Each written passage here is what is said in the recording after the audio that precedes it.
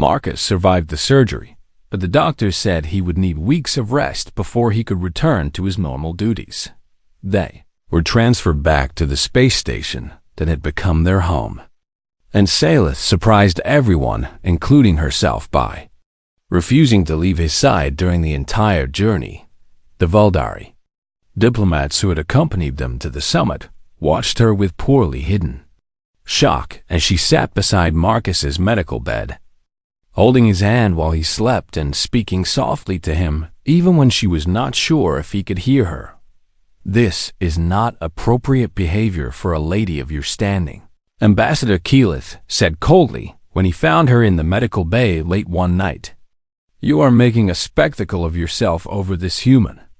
Salith looked up at him with eyes that had grown harder and colder than any ice in the galaxy. "Get out," she said quietly. And there was something in her voice that made the ambassador retreat without another word when Marcus finally woke up properly. 3 days after the attack, the first thing he saw was Salith sitting beside him with dark circles under her violet eyes and her silver hair falling in tangled waves around her shoulders. "You look terrible," he said, his voice rough from disuse, and then he smiled to show that he was joking. Zelith laughed, and the sound surprised both of them because she could not remember the last time she had laughed at anything. "You almost died," she said, her voice catching on the words. "You almost died for me. And all you can say is that I look terrible." Marcus reached out and took her hand, his grip weak but warm. "I am glad you are safe," he said simply. "That is all that matters." The weeks that followed were unlike anything Salith had experienced in her long life. She cared for Marcus as he recovered, bringing him meals and helping him with physical therapy and reading to him from human books that she had downloaded specifically for that purpose. They talked for hours every day, real conversations about things that mattered. And slowly Salith began to share parts of herself that she had never shown to anyone before. She told him about her fears, about the loneliness she had felt even surrounded by her own people, about the way she had always sensed that something was missing from her life. Without knowing what it was, Marcus listened without judgment. And when she was done, he told her about his own struggles, about the guilt he carried for surviving when so many of his friends had died, about the way he had never expected to find happiness after the war ended. "Why did you agree to this marriage?" Salith asked him one evening as they sat together watching the stars through the viewport. "You could have said no. You could have let someone else be the sacrifice." Marcus was quiet for a long moment, and when he spoke his voice was soft and distant. "I thought I was done living," he admitted. "I had lost everyone I cared about, and I did not see the point of going on alone when they asked me to do this. I said yes, because I thought it did not matter what happened to me anymore." Salith felt her heart ache at his words, and she moved closer to him on the small couch they were sharing. "What changed?" she asked. Marcus turned to look at her, and there was something in his eyes that made her breath catch in her throat. "You did," he said quietly. "You changed everything from the moment I met you. I wanted to know you, the real you behind all that cold armor.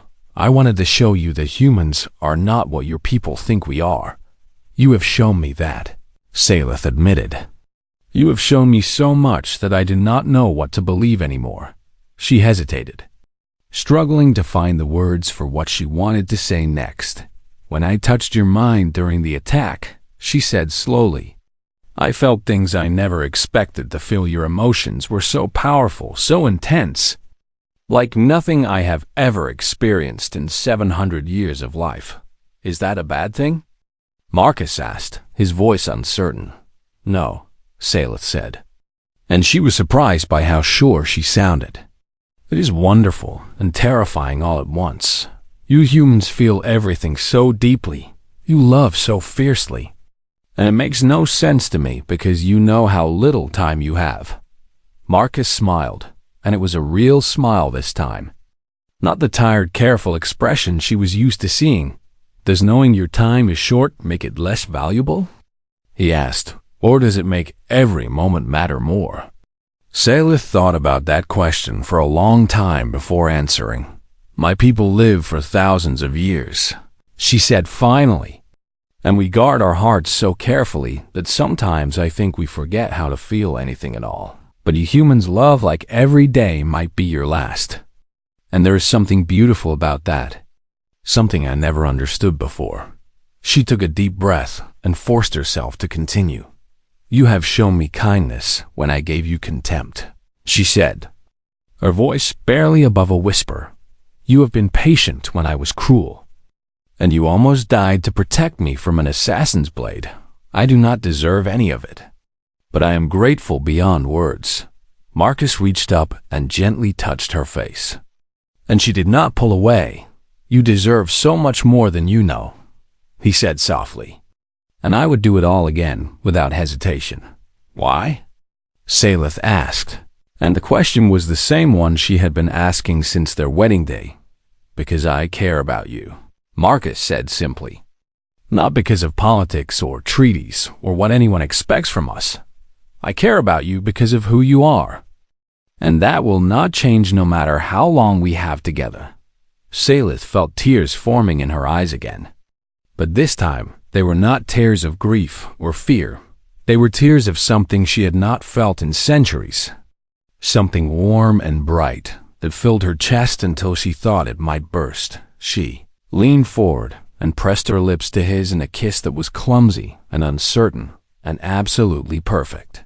When she pulled back, Marcus was staring at her with wonder in his brown eyes. That was a human gesture, she said, suddenly self-conscious. I hope I did it correctly, Marcus laughed. And the sound was full of joy. You did it perfectly, he said. And then he pulled her close and kissed her again.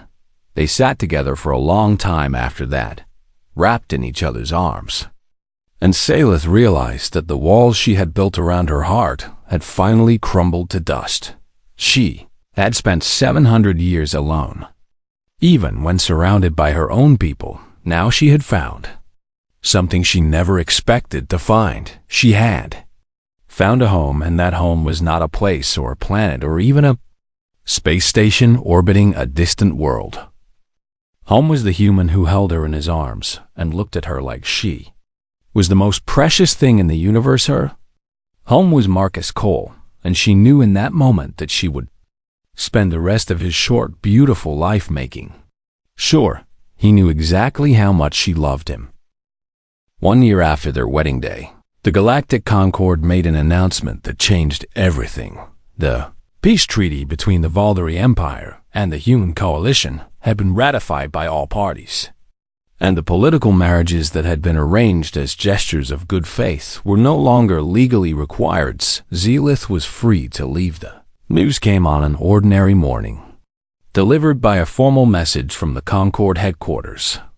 And Salith read it 3 times before she fully understood what it meant. She could go home. She could return to the gardens of her family estate, to the ancient trees and the cool pools where she had spent her childhood, to a life among her own people where she would never have to explain herself or justify her choices.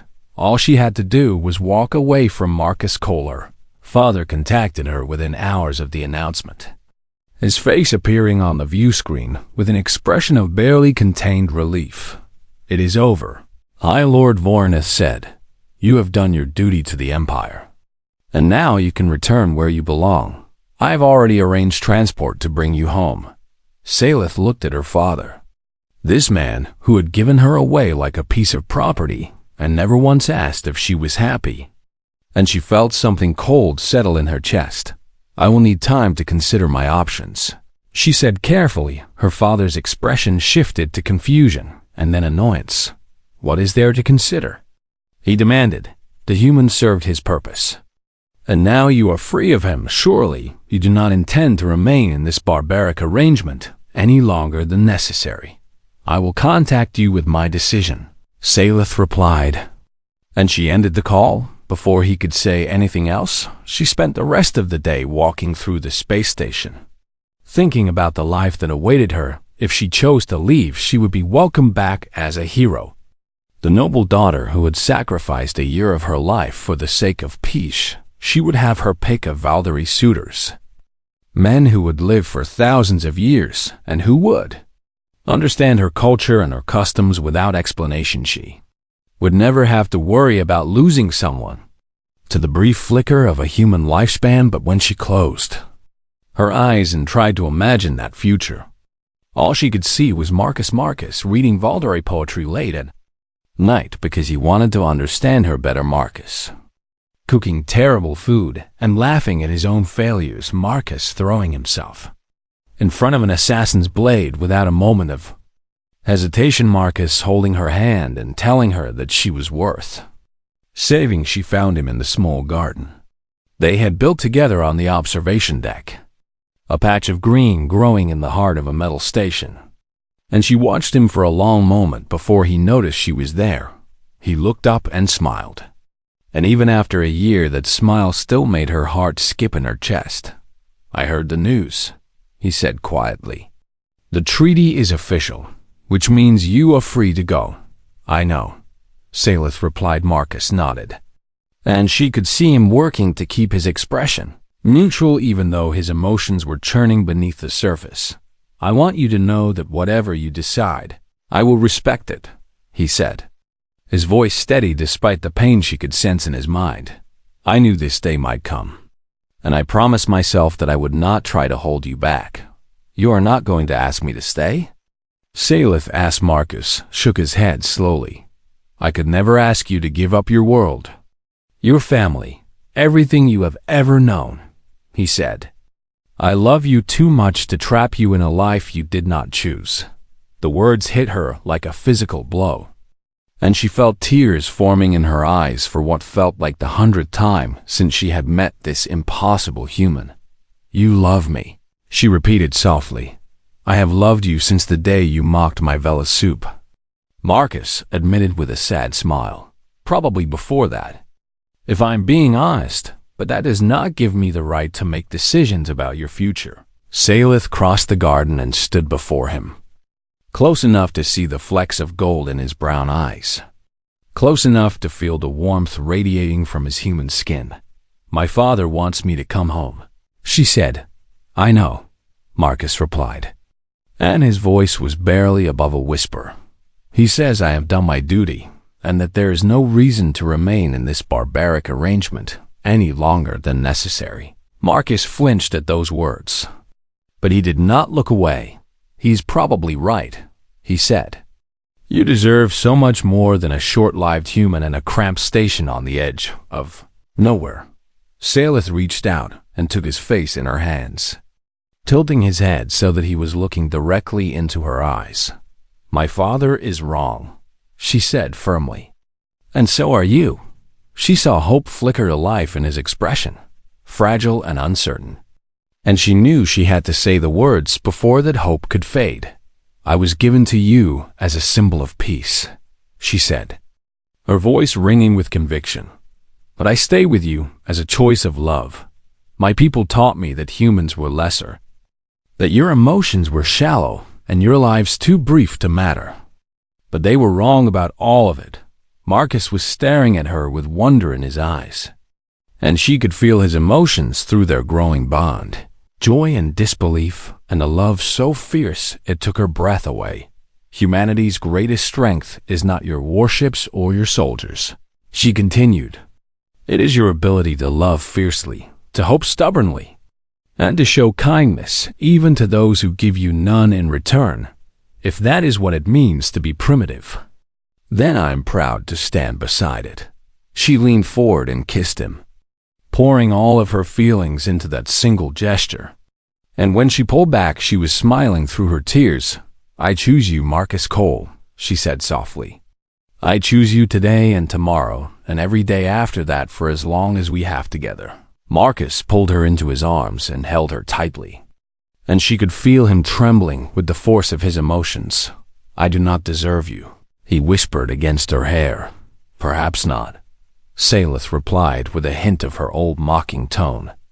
"But you are stuck with me now, so you will simply have to try harder." He laughed at that, a real laugh filled with joy, and she knew that she had made the right decision 3 days later. The Galactic Concord convened a formal assembly to celebrate the success of the peace treaty, and Salith stood before the gathered delegates with Marcus by her side. "I was asked to marry a human as a symbol of unity between our peoples," she announced, her voice carrying across the great hall. "And I agreed because I believed it was my duty, but what I found was something I never expected." She looked at Marcus and smiled. "I found a man who showed me kindness when I gave him contempt, who taught me that courage is not about living without fear, but about loving despite it, and who proved that the measure of a life is not its length, but its depth." She turned back to the assembly. "I stand before you today not as a treaty bride, but as a wife who has chosen her husband freely and completely. I will spend the rest of his life learning from his example, and I will carry his memory with me for all the centuries that follow." The hall was silent, and then slowly at first, but with growing strength, applause began to fill the room. Salith did not care about the applause.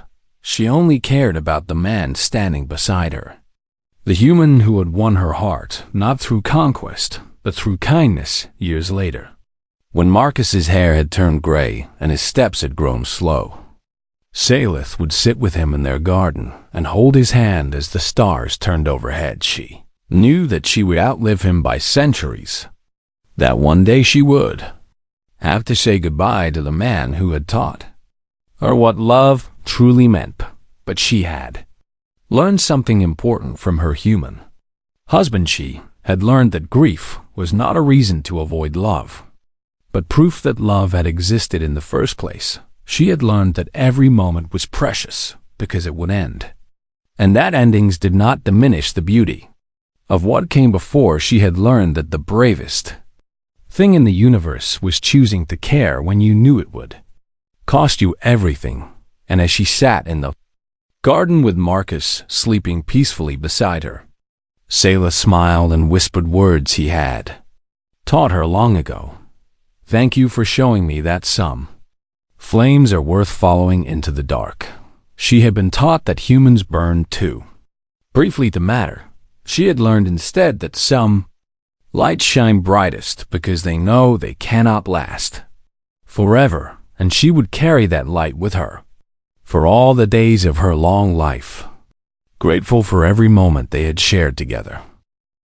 6 months into their marriage, Salith and Marcus were summoned to attend a diplomatic summit on Verith Prime, a contested colony world that had changed hands multiple times during the war. The journey took 3 days aboard a neutral transport ship, and Salith found herself spending more time with Marcus than she ever had before. They talked about small things at first: the food in the ship's dining hall, the view from the observation deck, the peculiar habits of the other passengers.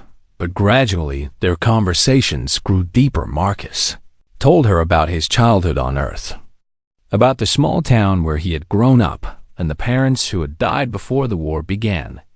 And Salith found herself sharing stories of her own youth in return.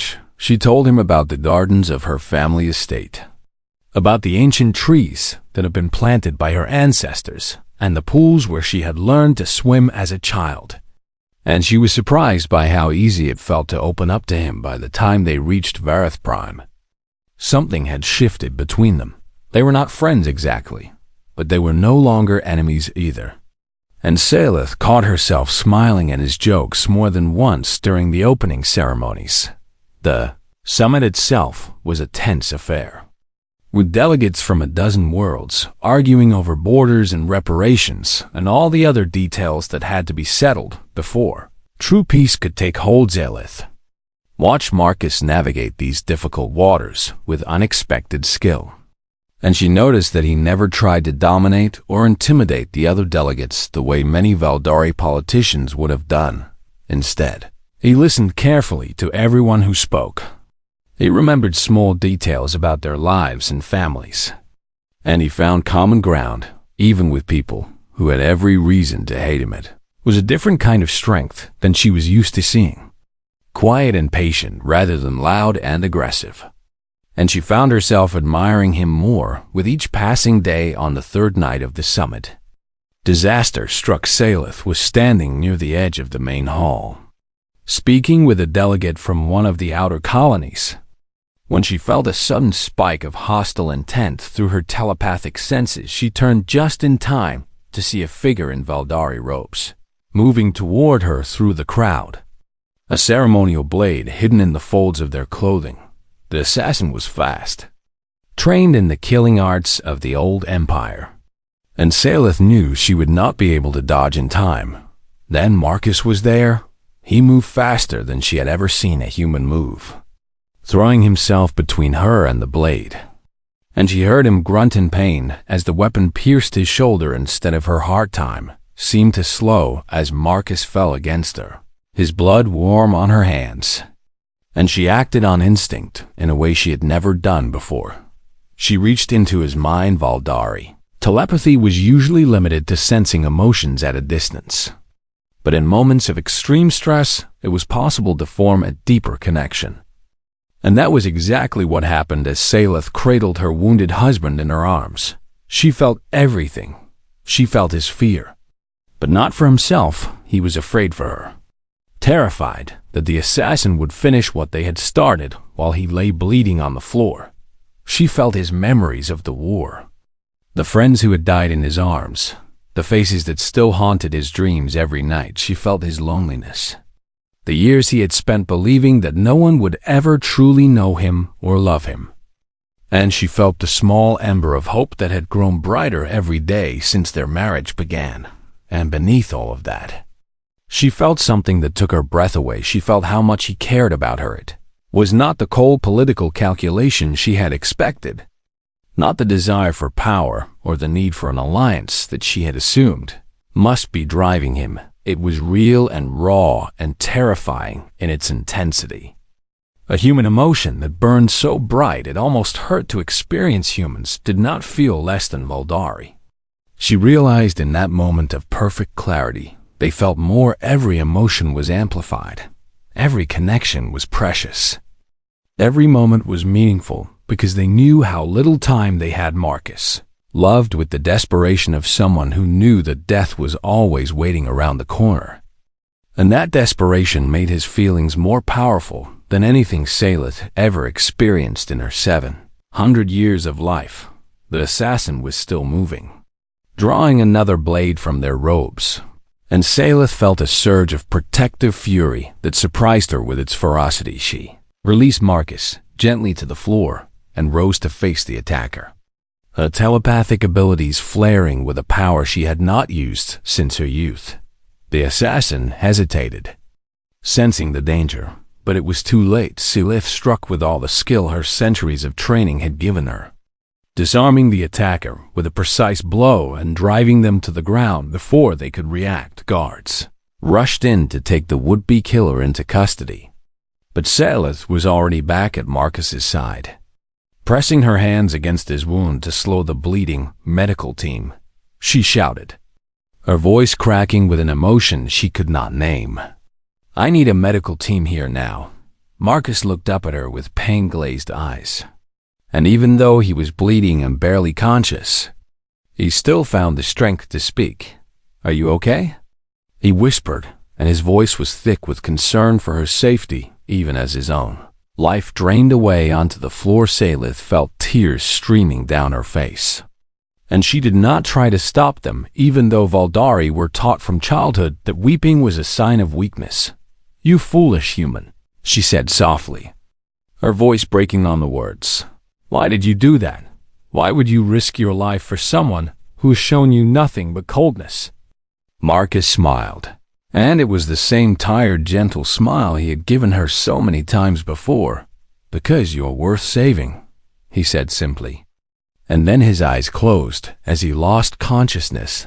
The medical team arrived moments later, and they rushed Marcus into surgery while Salith stood frozen in place, her husband's blood still warm on her trembling hands. She had been prepared to hate him for the rest of her long life, had built walls around her heart that she believed no one could ever breach. But Marcus Cole had not tried to break down those walls. He had simply stood outside them with patience and kindness and quiet devotion. waiting for her to open the door on her own, and tonight he had almost died to protect her. A woman who had treated him with contempt from the moment they met Silith sank into a chair in the waiting room, outside the surgical bay. And for the first time in centuries she did something she had never expected to do. She prayed to whatever gods might be listening that the strange, kind human who had become her husband would survive the night, because somewhere along the way, without her permission and against her will, she had started to care about him too. The first month of their marriage was a silent battle that Silith was determined to win. She used every weapon in her arsenal: cold silence, dismissive glances, subtle insults hidden beneath polite words, and she waited for Marcus to crack under the pressure and show his true nature, but he never did. Every morning he would greet her with a simple good morning and a respectful nod, and every evening he would ask if she needed anything before retreating to his small room across the hall. He gave her space when she wanted it, and company when she seemed lonely, though she would never admit to being lonely. And he never once raised his voice or showed any sign of the violent temper her people had always attributed to humans. It was infuriating. Zath had been trained in the art of psychological warfare since she was a child, taught how to manipulate emotions and break the will of lesser beings.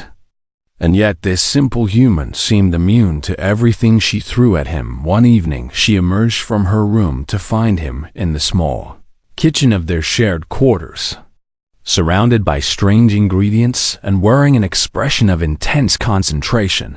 "What are you doing?"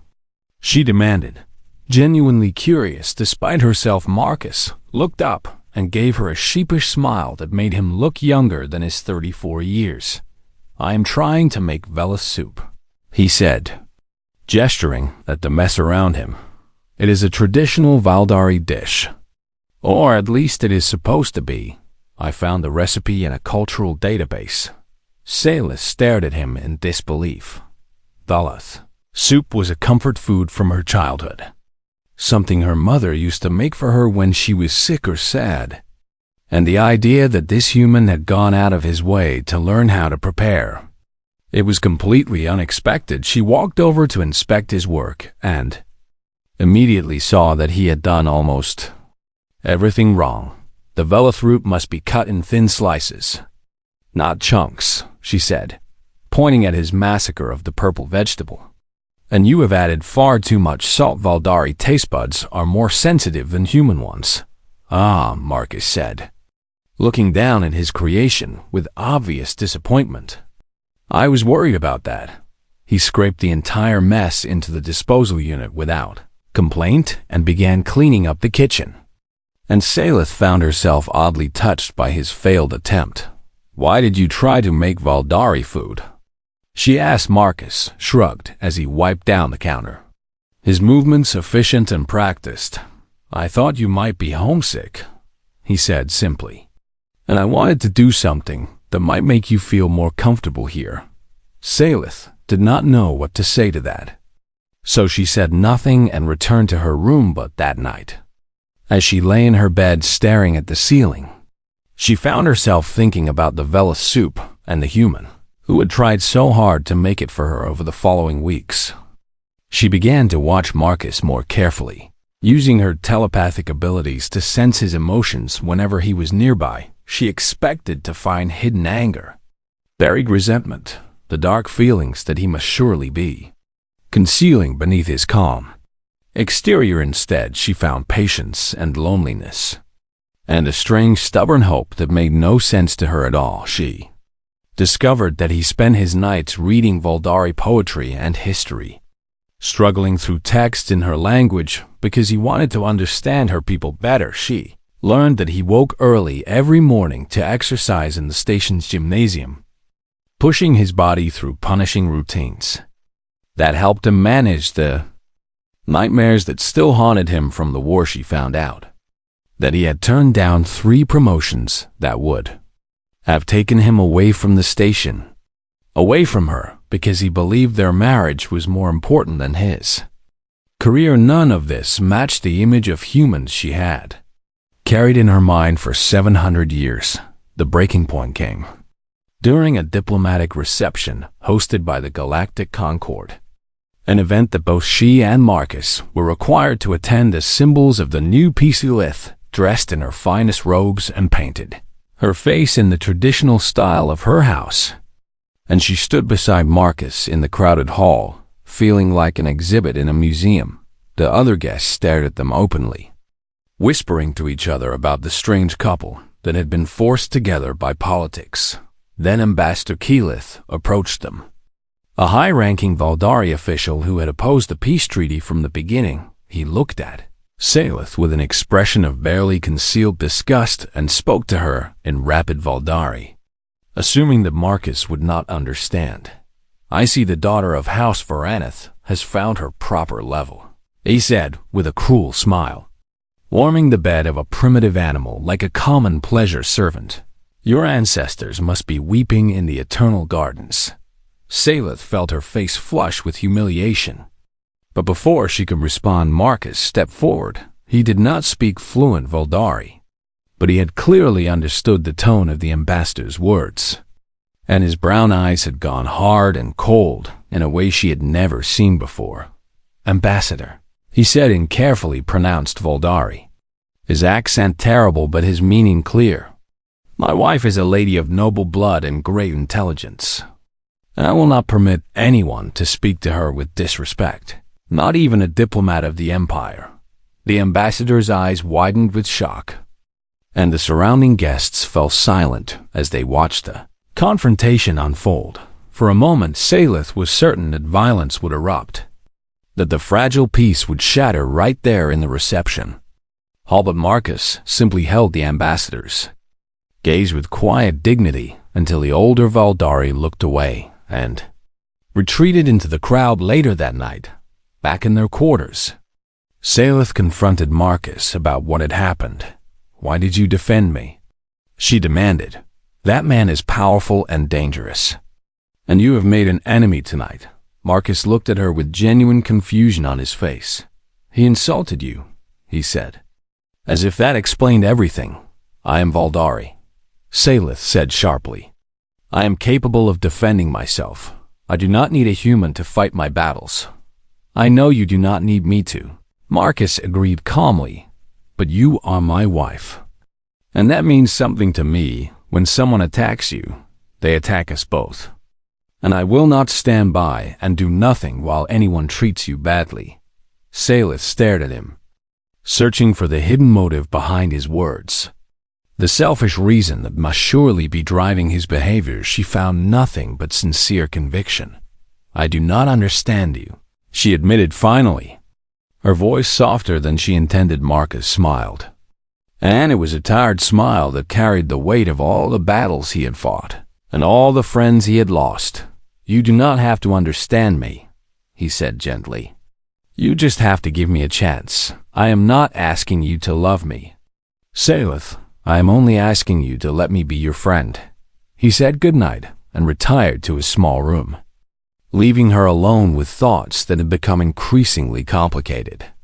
Over the past months she had been so certain that she knew what humans were: violent and primitive, and incapable of any real depth of feeling. But Marcus Cole was none of those things. He was patient when she gave him coldness and kind when she showed him contempt.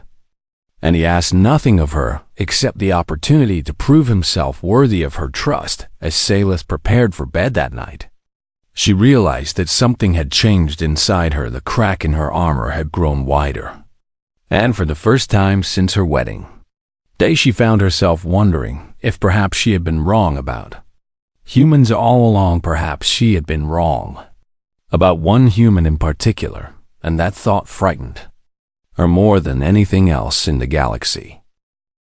The war between the Valdari Empire and the Human Coalition had lasted for 37 years, and it had taken millions of lives on both sides before the Galactic Concord finally forced them to the negotiating table. Lady Saleth Varaneth stood in her chambers aboard the Valdari flagship, her silver skin catching the pale light of distant stars as she read the message that would change her life forever. She had been chosen as a treaty bride. Her hands trembled as she set down the data tablet.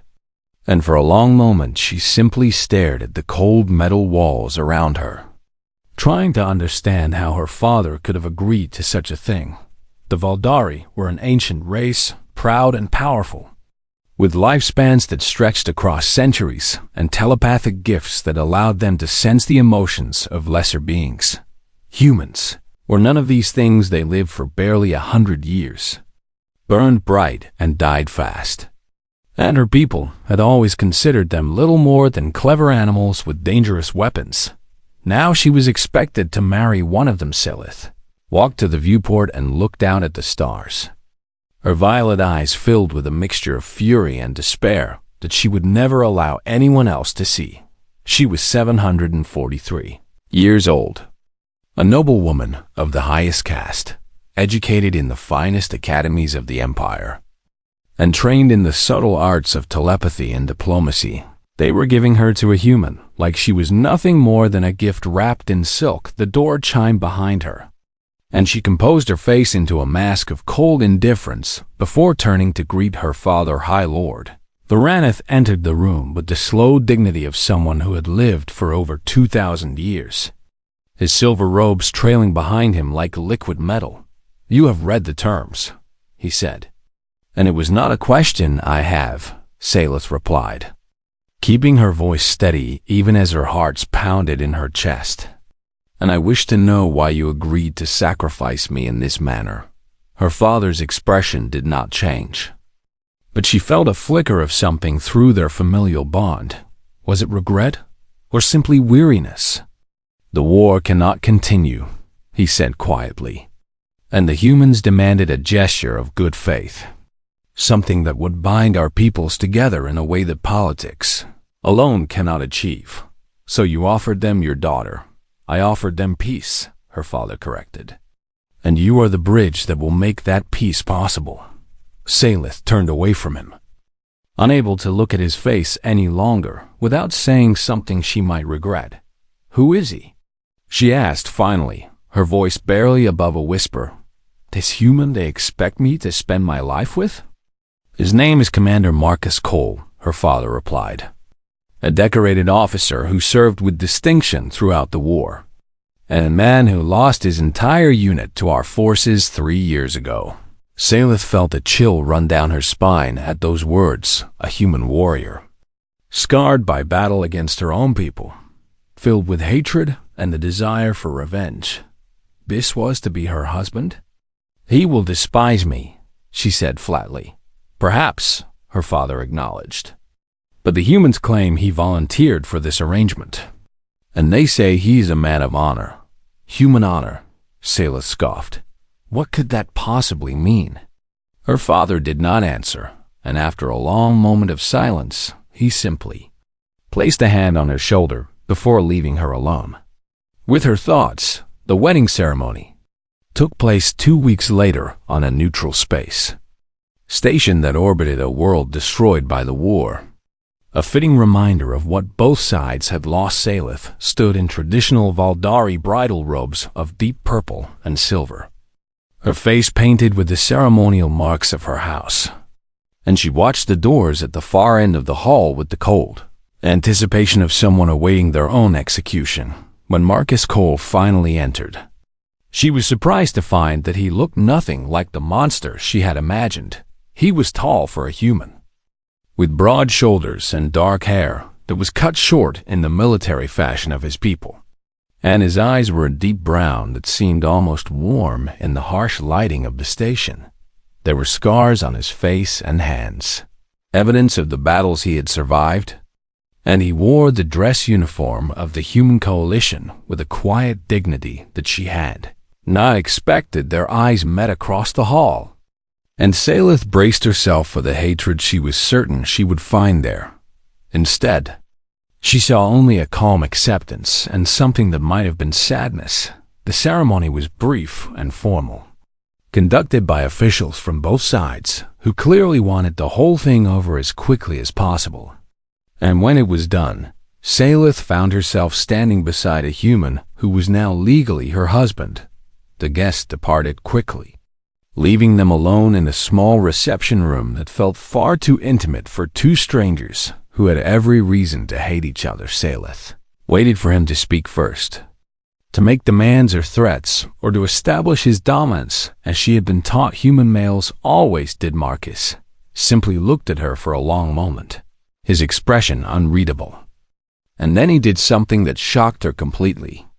It was not a perfect Valdari bow. His form was slightly wrong, and his timing was off, but he had clearly studied the gesture and was trying to show her respect in a way that her people would understand. Lady Salith, he said quietly, his voice deeper than she had expected.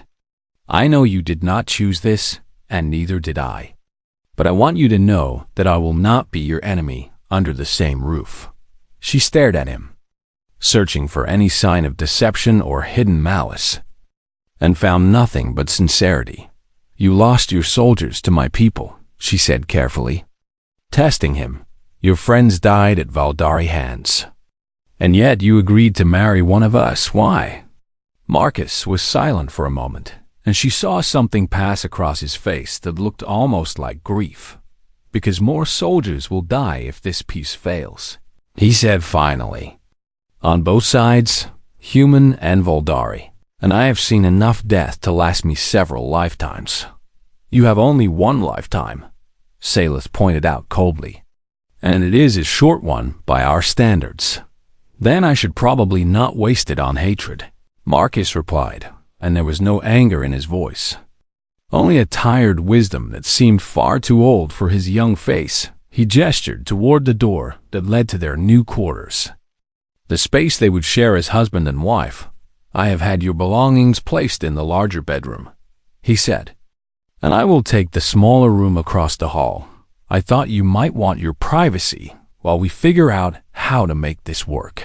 Salith did not know how to respond to that. She had expected demands and cruelty, not consideration and respect, and his kindness felt like a trap she could not see. Why are you being nice to me?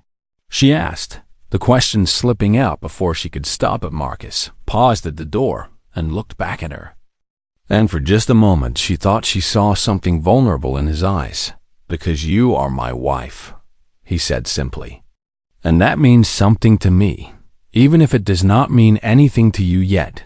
Then he was gone, leaving Salith alone with thoughts that refused to settle into any pattern. She recognized she had been prepared for a monster, armed herself against cruelty and domination and all the terrible things she had been taught to expect from humans. She had not been prepared for kindness, and as she stood there in her bridal robes, staring at the door through which her strange new husband had disappeared, Salith felt the first tiny crack form in the armor she had built around her heart.